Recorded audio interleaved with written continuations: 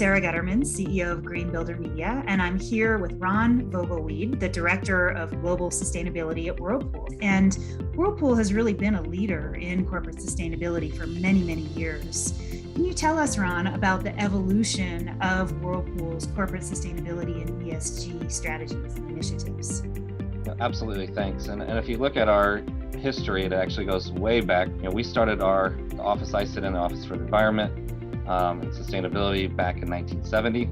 So it's been a long-standing attribute. And as far as our S, we had a Whirlpool Foundation as early as 1950s. So this is nothing new to Whirlpool, quite frankly. And I think it's great that we're seeing a lot of people start to address the societal needs, as we have been doing for over 110 years, as we look to improve life at home. So it really is part and parcel to our mission here at Whirlpool is to do just exactly that, is how do we evolve and continue to support people where they live and help improve that, both for themselves and the planet and society as a whole.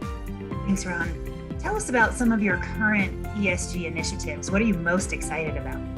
What we're most excited about, just this last year, we really committed to net zero in our operations, really getting after what is the environmental impact of what we do across the globe and in our manufacturing sites and large operations. We're making significant progress. And it's through a lot of different levers on energy retrofits, but also renewables. For us, what you'll see is continued investments. We have new off-site virtual power purchase agreements of really designed to do over 400,000 megawatt hours. So massive wind farms in Texas, 2 of them, 1 is already operational. As you may or may not know, we're also one of the largest on-site user behind the meter of wind energy in the US, among Fortune 500 companies, with our wind farms that we have directly on-site, feeding directly the plants in Ohio. So, we've been doing that since the mid-teens here in the 2000s, and I think you'll see a lot more of that. We do have additional goals on our Scope 3, so what our products do in use.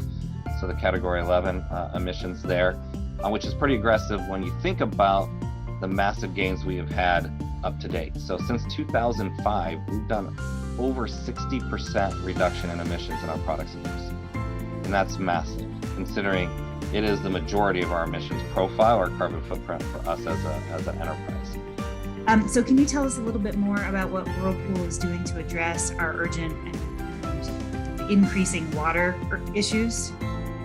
Water is kind of the natural consequence of climate change when we think about it. And our products use water, quite frankly. And so it is a huge portion of what we've done and focused on. And a lot of those energy and emission savings have been gotten through how we manage water in our products.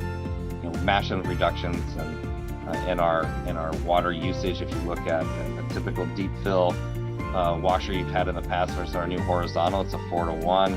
You used to use 40 gallons, now we're in the 12, 11 gallon range. You look at dishwashers, it's 3 times less water than hand washing, 3 to 4 times less on emissions because of that. So this is that energy water nexus, our climate and water issue that we're trying to solve. And I think, as we look at even our manufacturing, record year after year of reductions in water intensity. We had some of our records in rainwater collection and reuse. And you'll see some exciting news coming out here around how even some of our facilities provide water services for even the city they're working in. And so, but it is going to be a collective effort. There's going to need to be policy changes. Water is highly subsidized infrastructure. We've all seen those stories, water quality and water access. Those are huge changes and we applaud water being added to the infrastructure bill. And, we've even taken leadership roles ourselves. I'm the chair now of the board for the Alliance for Water Efficiency to start advocating for those policies and changes and working with water utilities on how we can better look at the whole ecosystem of water and make it more resilient, more accessible, and affordable over time. Are there any specific metrics that Whirlpool has set that you want to call out with respect to just overall resource use reduction or carbon emissions reduction? We have a zero waste to landfill goal where we want to gold or above across all our plants, and we made significant progress there. We're at 90% now. So we're very excited about hitting that goal this year. And we have very high recycling rates, over 95%, when we talk about it's not just about eliminating waste, but doing the right thing and finding those usages to reduce our natural resource depletion at a cost. And you'll see more from recycled content. We're starting to eliminate things that are hard to recycle, like UPS. We successfully launched a large product in Europe, several of them that are EPS free completely.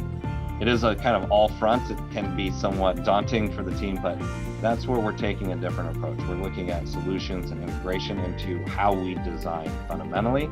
It's not sustainability over here anymore, and I think that's what ESG is really focusing on.